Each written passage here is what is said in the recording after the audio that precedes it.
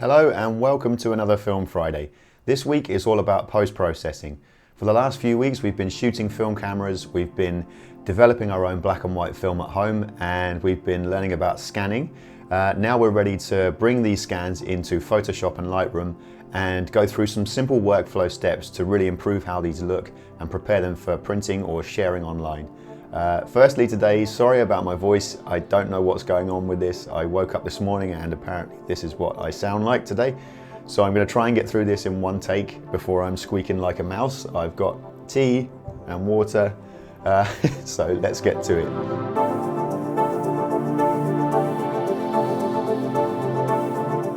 A workflow is simply a series of steps performed in order. There are countless ways to achieve your desired look. Right now, I just want to look at 3 steps in Lightroom and 3 in Photoshop. In Lightroom, we'll firstly balance our tones to correct the flat look of our scan. Next, we'll use the tone curve to enhance contrast before looking at its sharpening tools. We'll then take our image to Photoshop, using its clone tools to clean up dust and remove unwanted elements. We'll get creative with local contrast using the dodge and burn tools, and then we'll make our final size and sharpening adjustments. This whole process can be achieved in one program exclusively, which I will cover in future lessons, and I'll explain the strengths of each. I find both to be useful though. One thing just before we move on is that I'm using a PC with Windows 10. If you're using a Mac, your keyboard shortcuts will be slightly different. When I say Control, your Apple equivalent is Command. When I say Alt, your Apple equivalent is Option. These achieve the same results. I'd like to start with a quick recap on the Epson Scan software, specifically how we get a flat scan from the software with a full range of tonal values and no clipping of the highlights or loss in the shadow detail. We looked into this in more detail last week, so if you're unfamiliar with this software, watch last week's video and that will bring you up to speed with this step. Right now we're just going to pick up on where we left off.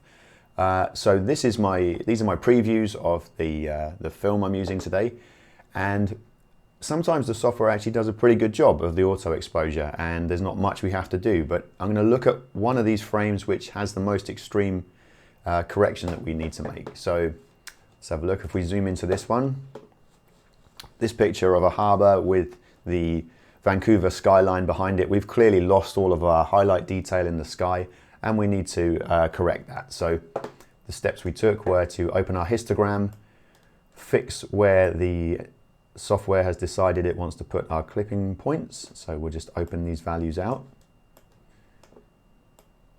push this up a bit, and you can see right away that we've got a lot of detail back there. Let's open our tone curve and fix that to linear so we're not boosting our highlights at this stage, and reduce that color cast just in here, take that saturation down. Now that image is ready to scan, and all I'm going to do is go through this film, make these types of corrections to all the frames I want to use as examples today, and then we can step into Lightroom.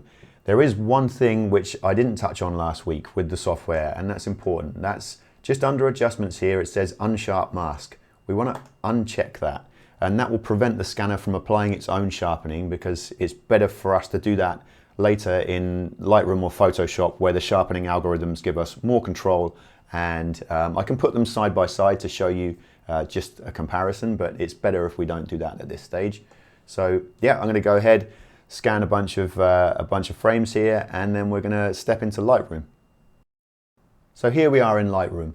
All I've done so far is to go to the File menu, import photos and video, and navigate to the folder where we saved our files from the scanner, just to bring in the frames I'd like to use as examples today.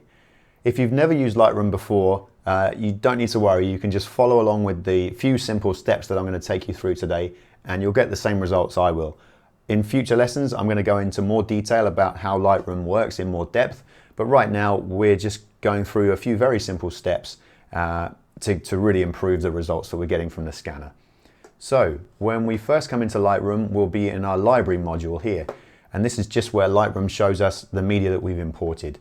To work on these images, we need to go into the Develop module. So we're going to click on here, and this is where we have access to all the tools and things that we need to use to start making our enhancements. I'm going to use the example which we looked at in the scanner software a moment ago, and I've brought in the auto exposed version from the scanner, and the flat version, which we corrected. Now, if you have a good look at the histogram up in the top right corner here, this is a healthy looking histogram with our peaks and valleys in the middle of our tonal range here. Nothing is too bunched up against each end. If you look at this one, you can see we've got big spikes at both ends of this histogram, and that is what an unhealthy histogram looks like. This basically means, well, I'm going to show you, these are really useful tools in Lightroom, which are at the end of the histogram here. If you hover over these two little markers, everything it's showing you in red in the viewport here is clipped completely to white, and there is going to be no detail in that part of the picture. Likewise, if we go to this end and hover over this, nothing is clipped to black so far, so it would be showing us another preview in blue of areas where we'd lost our shadows. You can toggle these on and off by clicking on them, and I would suggest we do so before we go ahead and make edits to our healthy version, just so that we know that when we're pushing things too far, we start to see a preview of where we're going to lose information. So first things first though, I'm going to turn those off just for a moment because we have a wonky horizon on this which is bothering me, so I'm just going to fix that. So I'm just going to press R, which brings up our crop and rotation correction tool. I'm just going to eyeball this. A little grid comes up when you use this, so I'm going to use the buildings and the horizon, clip out most of our negative frame there, our unexposed frame. Somewhere around here is pretty good. There we go, and that will do. And to apply these changes to this image here, one thing that's really nice about Lightroom is we can select our master file that we made the changes on, shift and select the other one, and if you click sync, it brings up a window with a bunch of options here. By default, all of these things will be checked in here. These are all changes that we can make to the picture through our tools and things. We have only changed the crop, and that's the only thing I want to apply from one to the other. So I'm just going to click on crop, synchronize, and you can see what happened is that it synchronized the cropping that I'd made, the adjustment on this one to this one. So that way we can switch between the two and compare. Right, okay. First things first, let's have a look at the histogram up here. We are going to work our way down through the tools in this develop panel here, just using a few of them to bring back some richness into this flat file that we've got here at the moment. Now, the way I like to do this, just start from the top and we'll work our way down. You can, let's switch these back on. You can interact directly with the histogram in Lightroom, which I think is unique to this software. What I mean by that is you can click on this and you can move it around. If you left click and drag, you can move these values and change them. What we're going to look to do first, this is exactly the same by the way as going down here and using these sliders for these values here. If you hover over here, you can see it says blacks, shadows, exposure, highlights and whites. The first thing I want to do is pull our black values all the way down so that we're hitting the edge here but not kind of going out of range. If we go too far, see this blue preview that's in the viewport is showing us that we are going to lose values to black in all of the areas where it's shaded there. Same with the whites. Push these up, you can see that it's starting to introduce a bit of clipping on the ship, on the yacht masts just here. Now, I don't mind if there's a little bit of clipping because this is reflected sunlight, and realistically there would be a few sharp points of light in the picture that we can have as white, but just as long as whole swathes of the picture aren't changing like this, keep an eye on this, and we're going to eyeball this until we're kind of happy with the base changes. So don't worry too much about the actual kind of contrast and things like that. We're going to work on that in just a moment, but we just want to really get some richness back in here. So here we go. That looks pretty good to me, certainly a lot better than what we started with. So now we can move down to our tone curve. If you've never used a tone curve before, don't worry about how this looks. It can be a bit intimidating to start with, but really under here, all it is it's showing us the same histogram which we have up here, and it gives us a visual way of being able to control the tonal value relationships between the shadows and the highlights. And we do that by adding points to this curve. Typically, you only want to add 2 points. You don't really need, in most circumstances, more than that, and it just complicates things to add more. What this does is, if you click down here, like in our shadows value, and put 1 point down here, and you drag it up and down, you can see the shadow values go up and down, and you can see that represented in the histogram too. And same with the highlights. We can push our highlights up. And a classic way to use this is called an S-curve, where you bring down the values of the shadows and up the values of the highlights a bit, so that it introduces extra contrast into the picture. In this particular image, I don't want to do anything too crazy with it, so I'm just going to play with these values just a little bit. But you know what? I'm actually pretty happy with how that looks just there. So from here, we're going to move on down. So we don't want to worry about anything in our color or black and white panel just here, or split toning. We're going down to sharpening. This is an important step, especially when using the software as we have been. It doesn't give us the sharpest scan straight kind of out of the scanner like this. Now what we want to do is go up to here and look at zooming our image in to 1:1, and we do this so that we're looking at the exact pixel dimensions of the image and not a shrunken down version. Then we can accurately understand how we're affecting the sharpness. The first thing I like to do in Lightroom is to crank this all the way up to the top and just see what happens. So you can see right away, if we toggle this on and off, and we can do that with this switch here, you can see the effect switched on and off. And it's really done a pretty good job straight off the bat there. The way that the sharpness tool works, in simple terms, is that it increases contrast between the edge values in bright and dark areas of the picture. So it looks for areas around the edges, say around here, down here you've got white and black next to each other, and it boosts the contrast in those areas. Now the radius controls just how wide that value is stretched across. So if we boost it up, you'll see it kind of at the top end of here starts to get kind of ugly. It's using too big a value, and we're starting to get halos around the edges of the bright and dark areas, which we don't want. We want to bring that down. See, if you look around here, that's too much. So we can have the sharpening amount quite high, but we need to keep an eye on where we put our radius just to eyeball this and get a good result. Detail is controlling just how much sharpness is added on a pixel by pixel level. So the easiest place to show you where this is affecting things is the sky.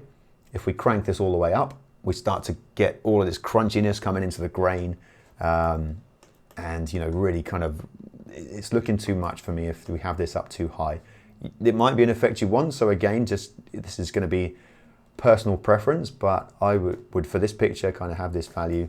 Let's look at the sides of the boats here, somewhere around here.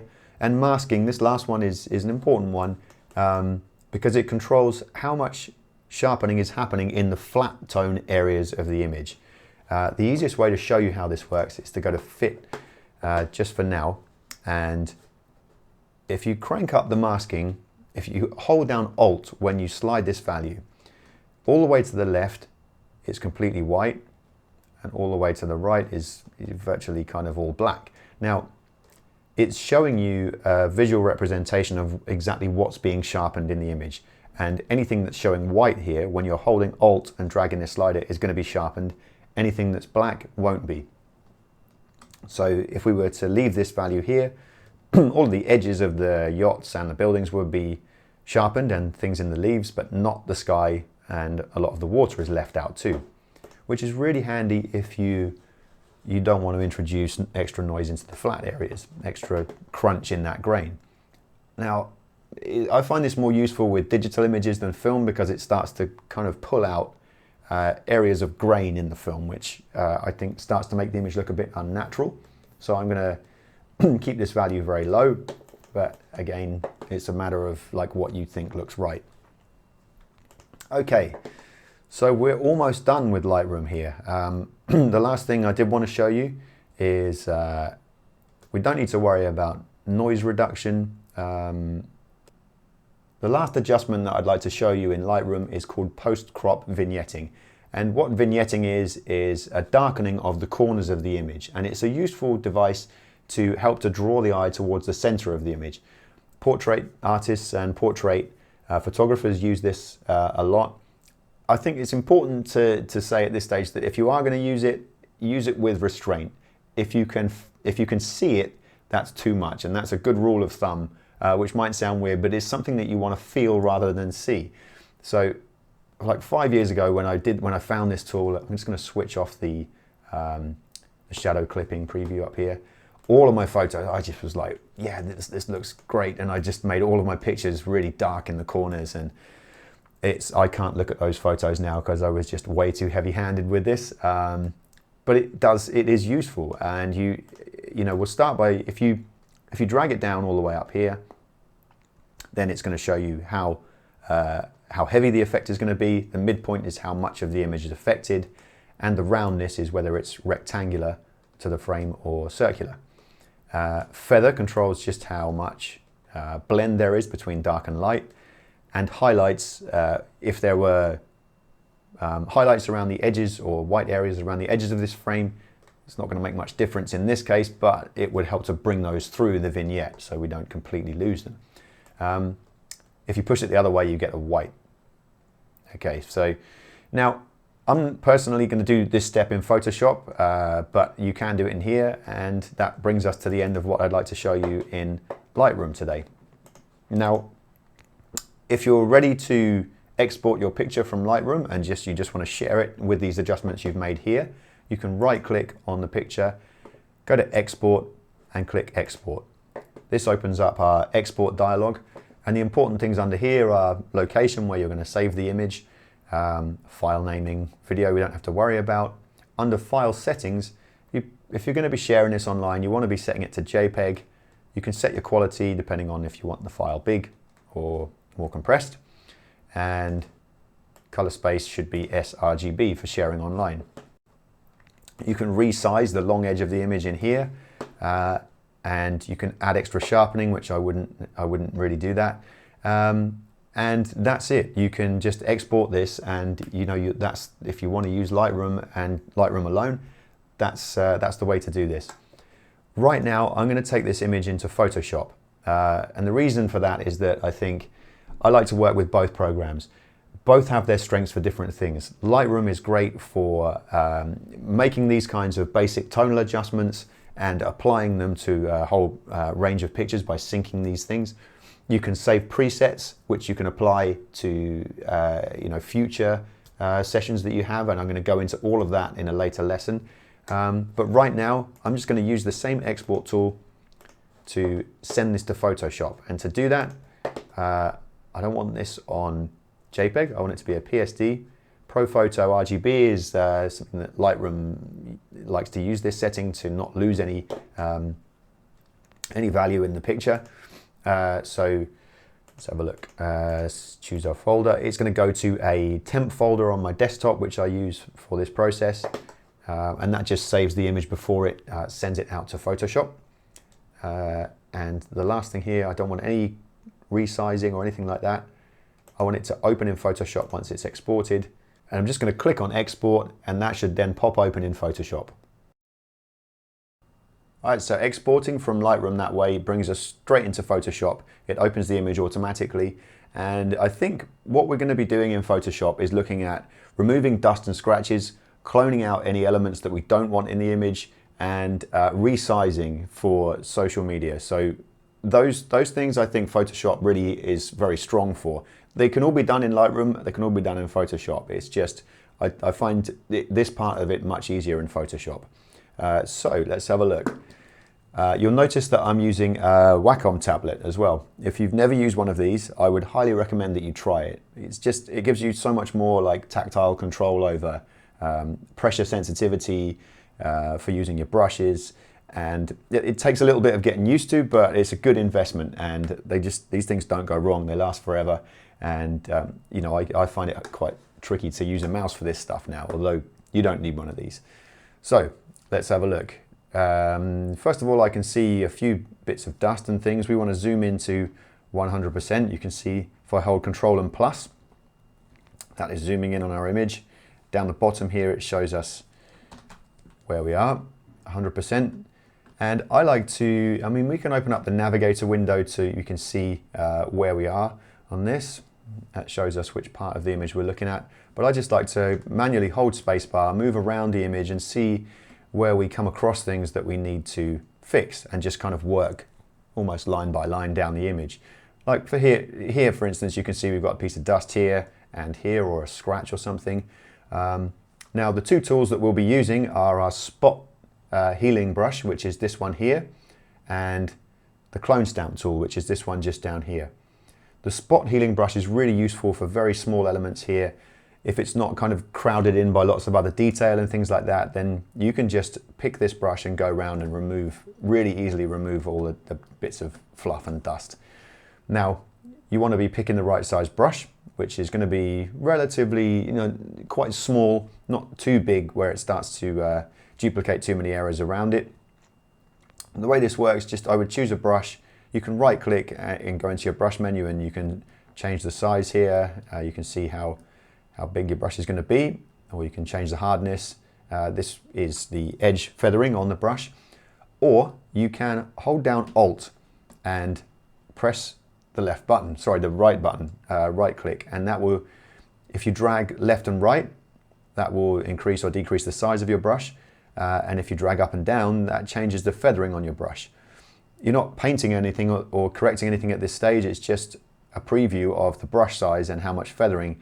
All this red is showing us is just some idea of how hard the brush is, or the size. Once you've used this, you'll never go back to using this menu again because you just don't need to. So we want to make this kind of about this kind of size, and then we're just going to go and draw over these areas here. And you can use undo to keep going backwards and forwards if your preview gets a bit funny, or if your results aren't quite what you're expecting. We're going to zoom in a little more, make this brush a bit smaller here, just draw over here, and you can see it really effectively just gets rid of these small bits of dust. Okay, I'm actually going to switch over to a different picture now because this one doesn't have a lot of dust on it. It varies, but normally you're going to end up with some. The condition, especially if you're scanning old negatives, you're going to need to be doing a lot of this. So let's actually have a look at this photo. This had a lot of dust on the negative and a bit of a scratch as well, actually.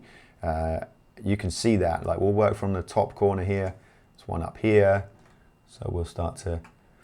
Actually, I mean, a good idea, really a good practice for this is to make a new layer and correct onto that new layer so that we can always switch this on and off and not make permanent changes to our one layer here. The way to do that is click on this little icon down here at the bottom, and that brings us up a new layer. We'll continue using this tool, but if you've got it up here on sample all layers, then it's going to draw onto this new layer rather than onto our base layer. So let's go ahead and fix up these.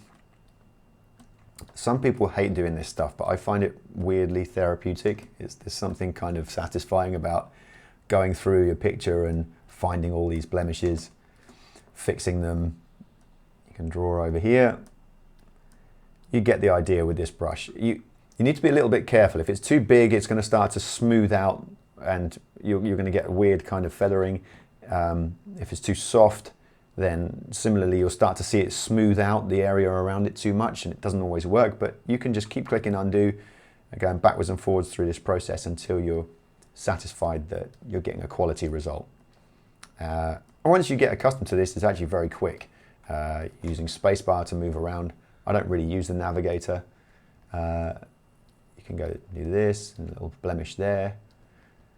There we go. You get the idea. We're going to go, I'm just going to skip ahead because all I'm going to do is go around this picture and kind of keep drawing over all these parts until I've gotten rid of all of my dust and scratches.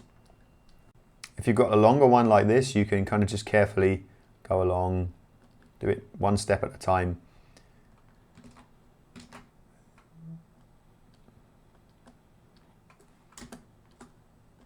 There we go.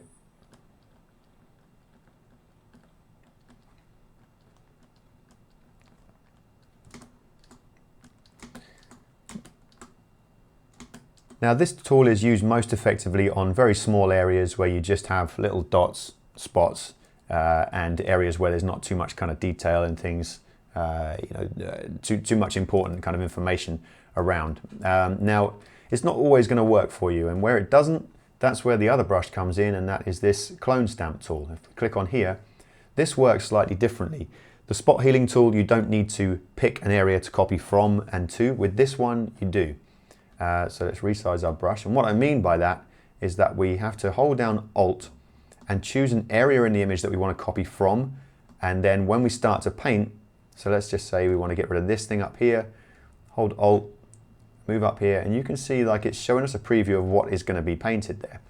Probably a bit clearer if I show you an odd example, but we'll click on this branch over here. If I then, wherever I start painting now, it's going to sample from that area and start to paint on this area over here. It's going to use that. For it to do it down here, similarly it starts to paint like this. So for these areas where we're just looking to perhaps copy out little sections, that you can use a combination of this and the spot healing brush, and that should get you where you need to be. Another area where this is really useful is, let's fix this here. Okay, let's say we want to get rid of a bigger object or a person or something like that in the scene. Let's say this sign here, for instance, that it's kind of a little bit ugly and it draws your eye to it. It's a temporary thing which is not going to be there for for forever. So I'm quite happy to remove it from this picture and still kind of have this picture, it's not adjusted to a point where I'm being dishonest about what the image is.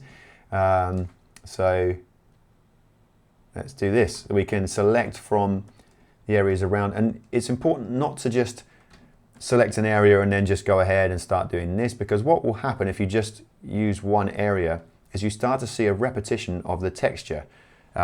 And when this tool is used poorly, you can see that. You can see that it's not been, you can recognize that there's an area which is duplicated over and over again.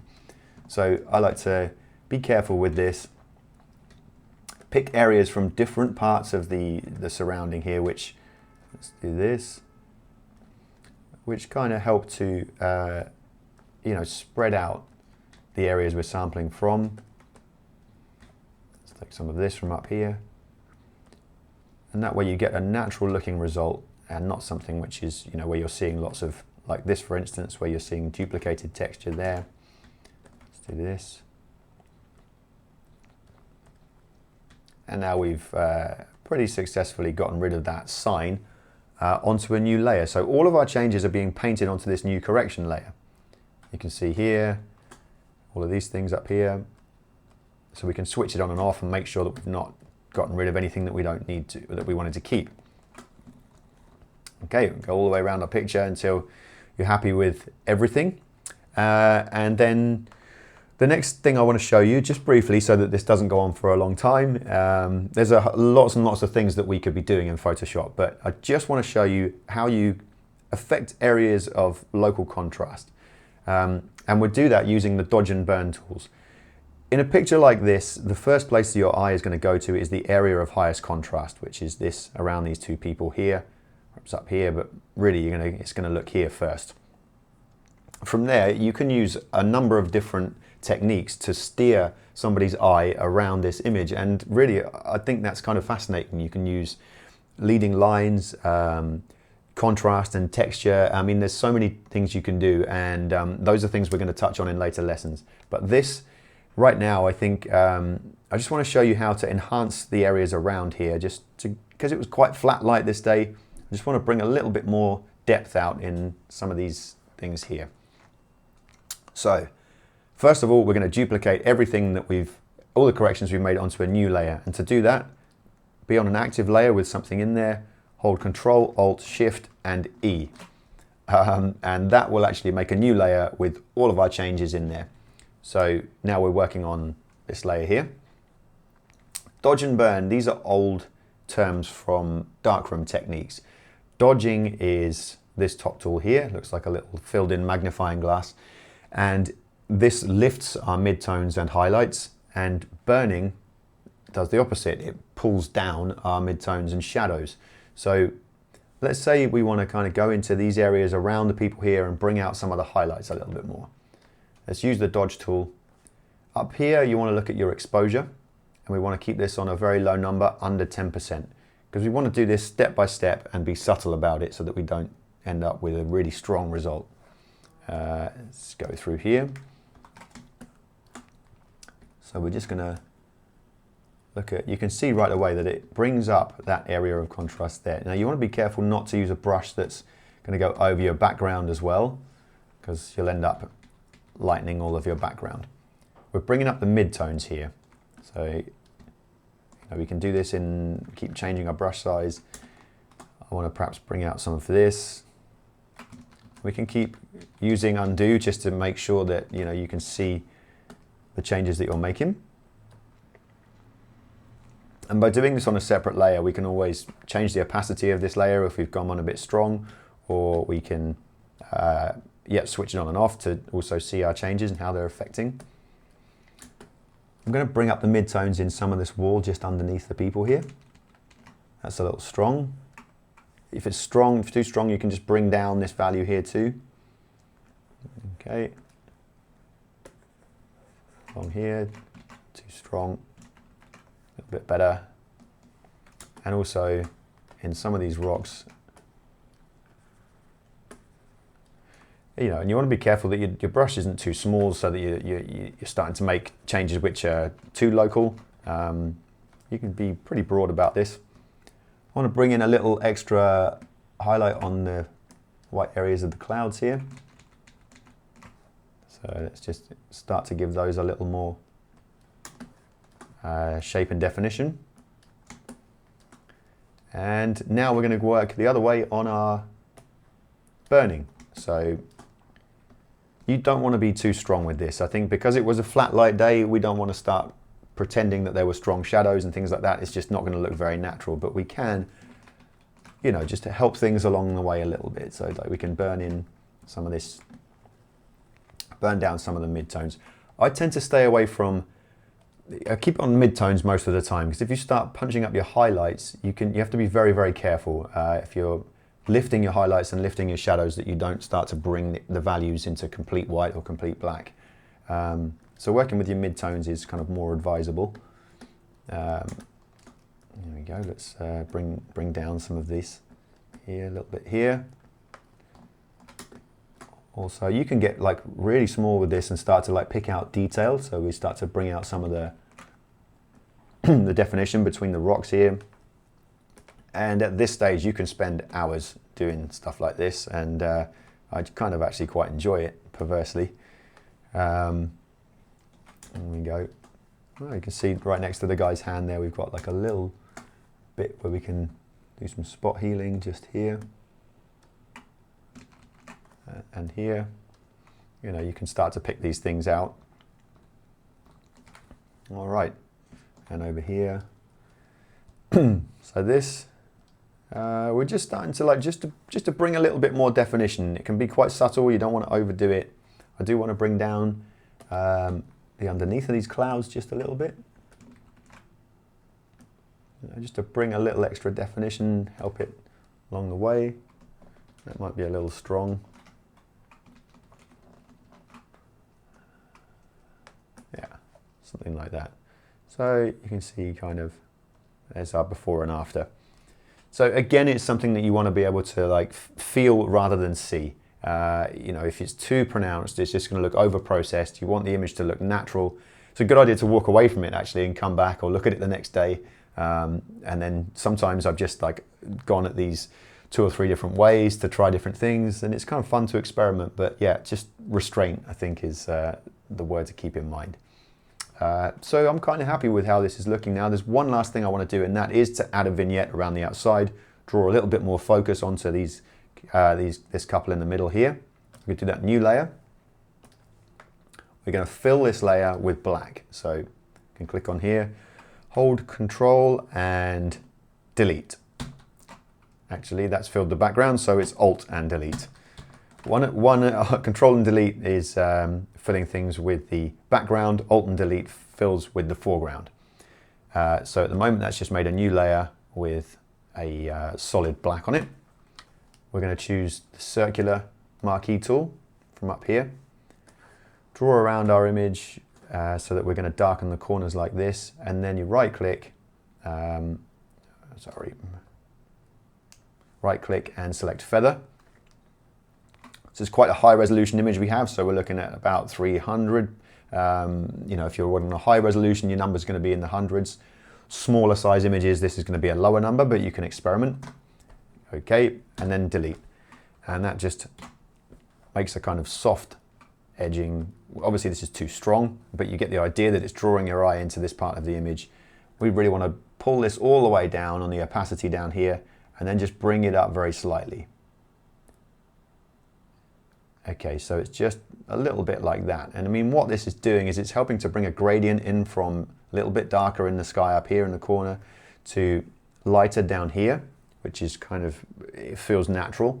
And it's also reducing the contrast in some of the corners and the corner detail here. So I think that's kind of helped just a little bit. So yeah, I think we're pretty much ready to resize this for purpose now. We've got a final master file. If we save this now, let's just save this as Epson Scan. And we call this Siwash Rock, which is the location, master. Okay. And there's one I saved earlier, but okay, Siwash Rock master. Now that way we always have a master file. We've made our adjustments to the large file, and it's very easy to scale down from this. If we'd worked on a smaller image, it would have been quicker to work on, a little faster, but you can't really upscale a small image and still retain the quality. So it's always best to, with a picture that's important to you, work on a full size, full resolution version, and now we're going to resize this. So resizing is an important step to take depending on what your final output is going to be. For print, we're going to want the largest resolution we can have. Whichever kind of print size you're printing to, it's best to have this large master file. For sharing online, every social media platform has its own optimal settings for dimensions, pixel dimensions. And those are changing all the time. So it's a good idea to just do a Google search for the best resolution for whatever platform you're sharing on. So let's say, for instance, we want to share on Instagram. I would look for Instagram sizes 2017, find consistent, up-to-date information. And we're looking here at optimal size of 1080 pixels by 566 pixels for a landscape format picture like this, or if it's a portrait size, 1080 by 1350.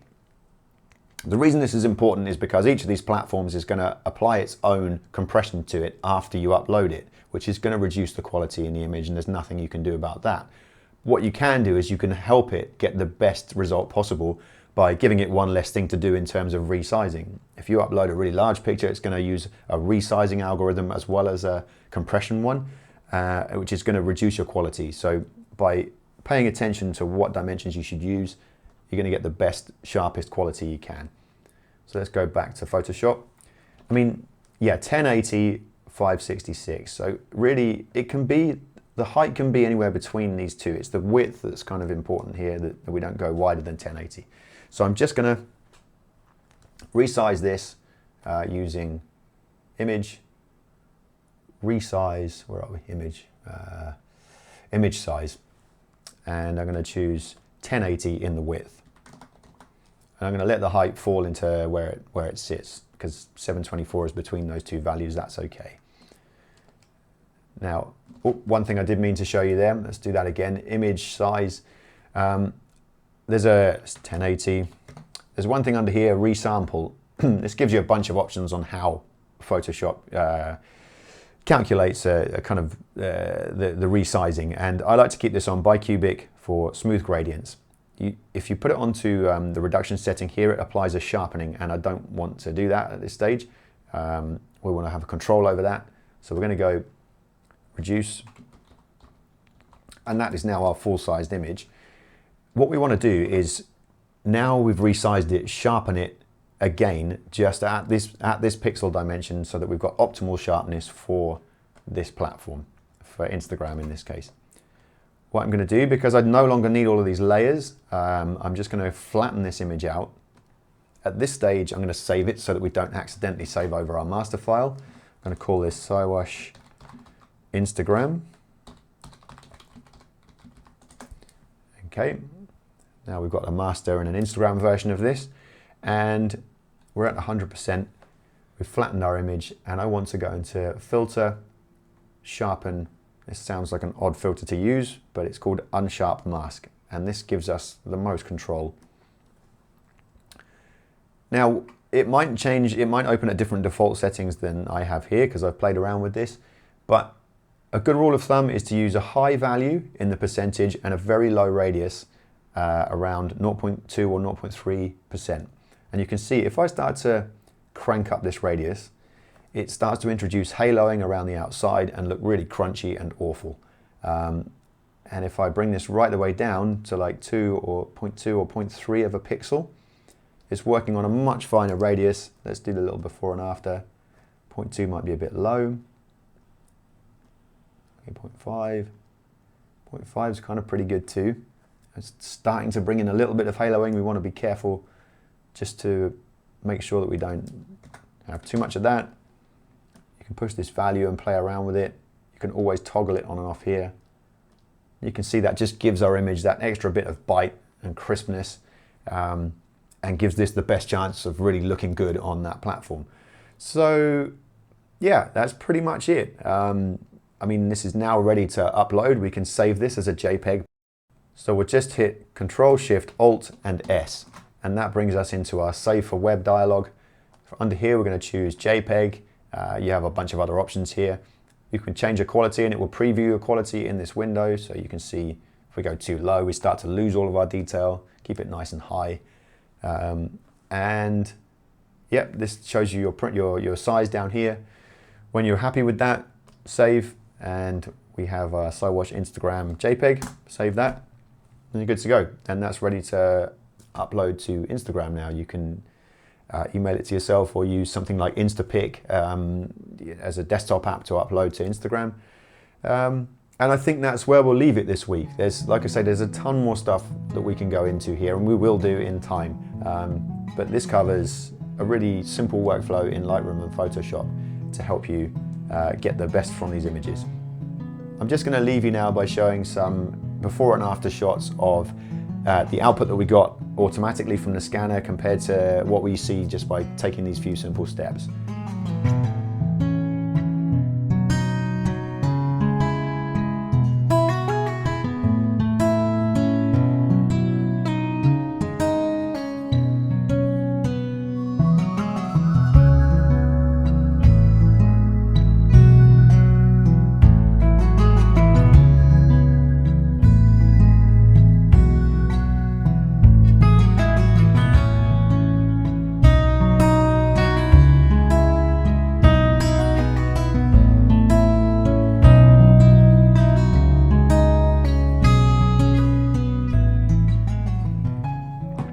I managed to get through it just before I lost my voice. So that actually completes this introduction to film series. Now, I'm going to be uploading a ton more videos. This is really just scratching the surface, but we have covered the basics. We've looked at shooting, scanning, developing your own film, and how to use some sort of fundamental parts of Lightroom and Photoshop to enhance these images and share them at a good quality. There's lots more I'd love to share, and I will be going into a lot more depth with this stuff. So yeah, if you've enjoyed this, do stay tuned, share these videos, it really helps me. Subscribe, and if you're interested in seeing more, there will be lots to see soon. So for the meantime, thanks for watching my introduction to film. I hope you enjoyed this today and got something from it, and I will see you soon.